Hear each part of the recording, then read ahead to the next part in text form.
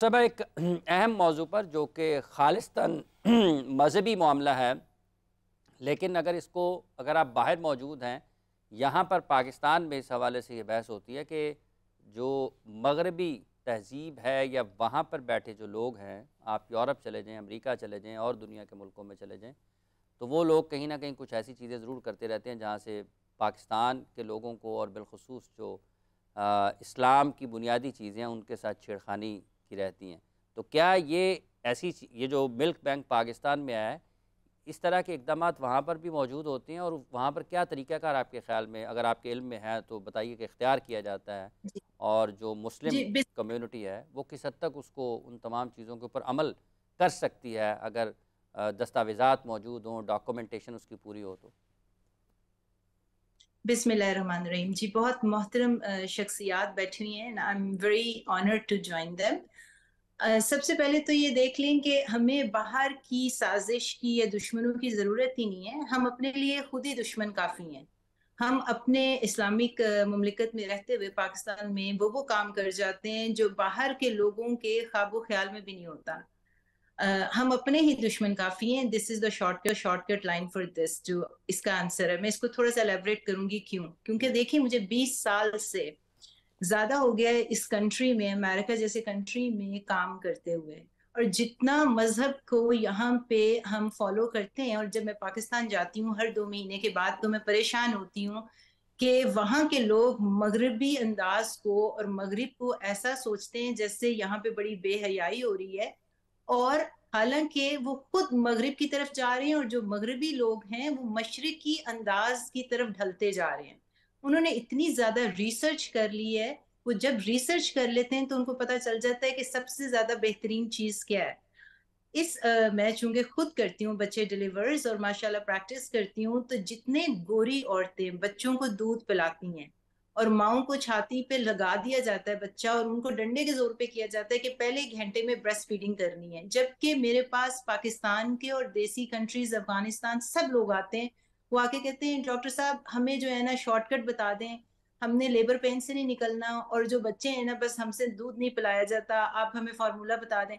यहाँ की औरत एजुकेटेड औरत है, शऊर वाली औरत है, रिसर्च ओरिएंटेड होती है, और वो कहती है कि मैंने बच्चे को खुद पिलाना है। और पढ़ी लिखी काम करने वाली औरतें जो हैं एक्स्ट्रा एफर्ट करती हैं, उनको वो सहूलियात दी जाती हैं, क्योंकि ये अपने आने वाली जनरेशन के ऊपर काम कर रहे होते हैं। और अपने आने वाली जनरेशन के लिए साइंटिफिक रिसर्च को देखते हुए कहते हैं जी दूध सबसे बेहतर है, उसको पिलाओ। थोड़ा सा बैंक के बारे में बात कर लेते हैं कि ये पाकिस्तान में क्यों नहीं चलेगा। And I totally respect the opinion के सारे मुफ्ती साहब जो कह रहे हैं कि नहीं चलेगा, एब्सोल्युटली सही कह रहे हैं। क्योंकि देखें 1900, ये कोई नया कॉन्सेप्ट नहीं है। 1909 में सबसे पहला बैंक आया था ना, मिल्क बैंक, ऑस्ट्रिया के अंदर। उसके बाद अमेरिका में 1919 में आया था। बहुत ही हाई स्टैंडर्ड है इनकी स्क्रीनिंग के। इस मुल्क में ये आया था जी कि नेक्रोटाइजिंग एंट्रोकोलाइटिस, जो बच्चे की आंतें प्रीमी होते हैं 34 वीक से पहले जो डेवलप हो जाते हैं, वो नहीं ले सकते कोई रेगुलर मिल्क या दूसरा मिल्क, तो उनके लिए जो है ये ब्रेस्ट मिल्क बेस्ट होगा। उन्होंने तो इस साइंस की बेस पे ये स्टार्ट किया था। ये एक एनजीओ है, यहाँ के लोग जो पढ़े लिखे होते हैं डोनेट करते हैं, उनका पैसा लेने का मकसद नहीं होता। और स्क्रीनिंग इतनी ज्यादा होती है जिसमें वो देखते हैं कि माँ जो है उसकी हिस्ट्री क्या है, उसके सोशल उसकी हिस्ट्री क्या है, मेडिकल हिस्ट्री में उसको हेपेटाइटिस बी सी HIV तो नहीं है। उसके बाद उस क्राइटेरिया में ये भी देखा जाता है कि ये औरत कहीं 1990 से लेके 1980 से लेके 1997 तक 3 महीने कहीं यूनाइटेड किंगडम में तो नहीं रही, क्योंकि उस टाइम पीरियड में मैड काउ डिजीज हुई थी, ऐसी डिजीज जो कि 10 साल तक उसके सिम्टम्स ही नजर नहीं आते। अगर ऐसा वो यूके में जाके रही हो 3 महीने, तो वो डोनर मदर नहीं हो सकती। उसके साथ वो स्क्रीनिंग में ये भी चेक करते हैं कि आप कोई ड्रग्स तो नहीं लेते, इवन पेन किलर्स तो नहीं लेते, नार्कोटिक्स तो नहीं लेते। ये सारी साइंटिफिक बातें हैं। और एक होता है ह्यूमन पेपिलोमा वायरस, कि वो औरत की वो हिस्ट्री तो नहीं है। ये सारी साइंटिफिक बातें हैं। आप मुझे बताएं, आपकी एक औरत जब तक डॉक्टर के पास जाती नहीं है, जब तक वो मर ना रही हो, जब तक उसका बच्चा ना पैदा हो रहा हो और बिल्कुल आखिरी लम्हात में हो, आपका जो इतना फाइनेंशियल स्ट्रेस होता है, औरतों को, और पाकिस्तान में इन्होंने स्क्रीनिंग क्राइटेरिया क्या रखा है, یہ اسکریننگ کرائٹیریا رکھ ہی نہیں سکتے بینک کے اندر. کہاں سے اتنا پیسہ لائیں گے کہ جا کے دیکھیں؟ اگر ایک گاؤں کی عورت ہے اور ڈونیٹ کون کرے گا؟ کوئی امیر عورتوں نے تو آ کے کرنا نہیں ہے. اچھا ڈاکٹر صاحب قطع کلامی کی معذرت چاہتا ہوں، آپ نے بالکل جو اس کا طبی پہلو ہے وہ تو بالکل سامنے بیان کیا ہے، لیکن اصل مسئلہ یہاں پر طب کا نہیں ہے جس وجہ سے پاکستان میں بات ہو رہی ہے.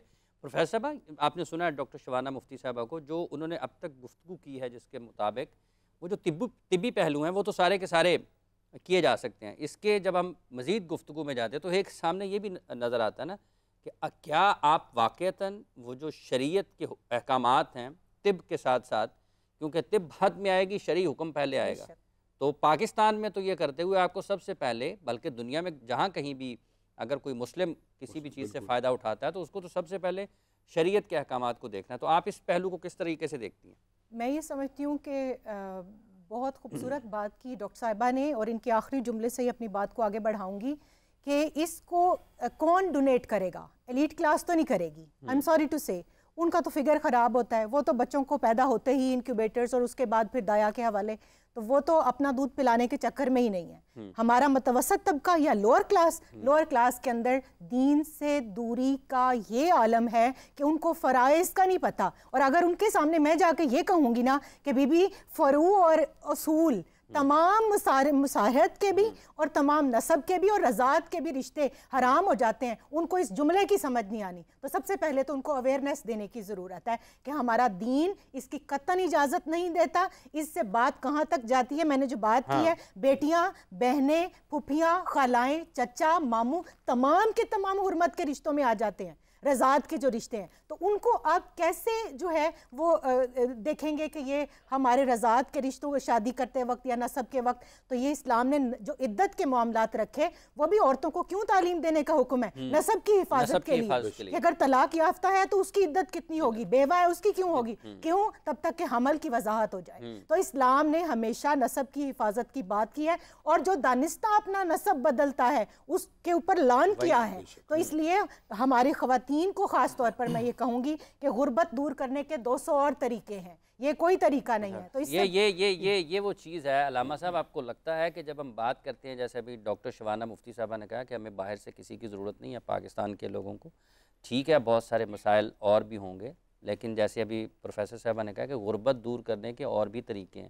تو اس کا مطلب یہ ہے کہ جب آپ نے ایک عالمی ادارے کا نام لیا ہے، انہوں نے کہا ٹھیک ہے یہ آسان ہے ذرا پکڑنا، یہاں سے ادھر سے لے آئیں، یہ کام آسان ہے کہ 2 پیسے دیں اور کام کروا لیں، تو یہ پھر کسی اور طرف جاتا ہوا معاملہ ہے. دیکھا یہ ہمارے معاشرے کے اندر اس وقت جو ہے سطح غربت بھی بہت نیچے ہے، یعنی بہت سے لوگ سطح غربت ہیں. اس طرح اہلاکی انحطاط کا حالت یہ ہے کہ کئی لوگ اپنے گردوں کو نشہ کرنے کے لیے بیچ دیتے ہیں. جس معاشرے کے اندر اس طرح کے حالات موجود ہوں کہ آپ ایک حرام چیز کے کرنے کے لیے اپنے اعضاء کو بھی بیچنے کا مادہ تیار ہوں، اس وقت اس بات کی آپ کیوں کر توقع نہیں کر سکتے کہ ہمارے معاشرے اس کی بقایا طور پہ تجارت جو ہے نا اس کا سلسلہ شروع کیا جائے گا. حکومت کیوں سوئی پڑی ہے اور خدا نہ آستہ اس مل بینک کے ساتھ یہ تجارت شروع ہو گئی عام لیول کے اوپر، تو حکومت تو پھر ریکارڈ کرنے کی بات کر رہی ہے. عام تجارت کون ریکارڈ کیپ کرے گا؟ وہاں تو اس چیز کی کوئی انتظام کے امکانات ہی موجود نہیں نہ رہیں گے. حکومت تو پھر یہ بات کر رہی ہے بینکوں کے ساتھ ہم کو ریکارڈ لگائیں گے تو جو عام فروخت ہونا شروع ہو جائے گا. جب یہ تجارتی کموڈٹی کی شکل اختیار کر جائے گی ون سے یہ چیز، تو اس کے بعد اس کی خرید و فروخت کے التزام کے دوران کوئی بندہ اس بات کی پرواہ کرے گا یہ کہاں پہ آ رہا ہے کہاں پہ جا رہا ہے. اس میں میں ایک بات ایڈ کرنا چاہوں گا جی مفتی صاحب کہ ہمارے ہاں جو ہے انسان جو ہے وہ اپنی باڈی کا اتنا مالک نہیں ہے کہ اپنا کوئی آرگن سیل کر سکے، اپنا جو ہے وہ بلڈ سیل کر سکے. اپنا ایسے ہی جو ملک کی بات ہو رہی ہے، شرعاً یہ جائز نہیں ہے. بے شک آپ صرف شرعاً جائز نہیں ہے، بالکل جائز نہیں ہے. آپ اپنی کوئی جسم کی چیز بیچ نہیں سکتے، ٹھیک ہے؟ صرف ڈونیٹ کرنے کا جو ہے وہ بیچ دیا گیا ہے. نہیں سکتے. ڈونیٹ کرنا بھی اس صورت میں ہے کہ جب حاجت شدیدہ بن جائے، جب کسی کی جان بچانا مقصود ہو وہاں پر پھر بلڈ ڈونیٹ کرنا. تو یہیں پہ بھی جان دیکھیں یہاں پر جان بچانا تو مقصود ہے، لیکن اگر جان آپ نے بچا بھی لی لیکن یہ بعد میں تجارت کی شکل بھی اختیار کر سکتی ہے. اصول یہ یاد رکھیں کہ انسان اور انسان کے ساتھ منسلک اس کے تمام اعضاء، یہ انسان ان کا خود مالک نہیں ہے، یہ اللہ تعالیٰ کی عطا ہے اور ان پر انسان کا خود اختیار نہیں ہے. ان کو بیچنا خریدنا یہ بھی شرعاً حرام ہے. جی میں عرض کر رہا تھا کہ یہ انسان کے پاس جتنے اس کے جسم ہے اعضاء ہیں یہ اس کے پاس اللہ کی دی ہوئی امانت ہے، یہ انہیں بیچ نہیں سکتا. تو جیسے ایک تو ہم نے اس ملک بینک میں جو ایک خرابی ہے وہ تو ایک تو یہ تھا نا کہ جو رضاعت کے رشتے ہیں ان کے پہچاننے رہیں گی. دوسری خرابی یہ ہے کہ اس میں جو ہے یہ ایک تجارت شروع ہو جائے گی جو کہ ایک حرام عمل ہے، جائز نہیں ہے۔ اچھا اب یہ سوال یہ ہے کہ کیا ہم معاذ اللہ ان بچوں کے، ان شیرخوار بچوں کے خلاف ہیں؟ ہمیں ان کی زندگیاں پیاری نہیں ہیں؟ پیاری ہیں بھائی، ہم بھی آپ کے ساتھ اس عمل میں شامل ہو سکتے ہیں، لیکن اگر آپ جائز طریقے سے کریں، آپ کو اتنا شوق ہے ان بچوں کو زندگیاں بچانے کا، تو آپ اس کے لیے جو ہے وہ ایسا کریں کہ ایک ریکارڈ کیپنگ کریں۔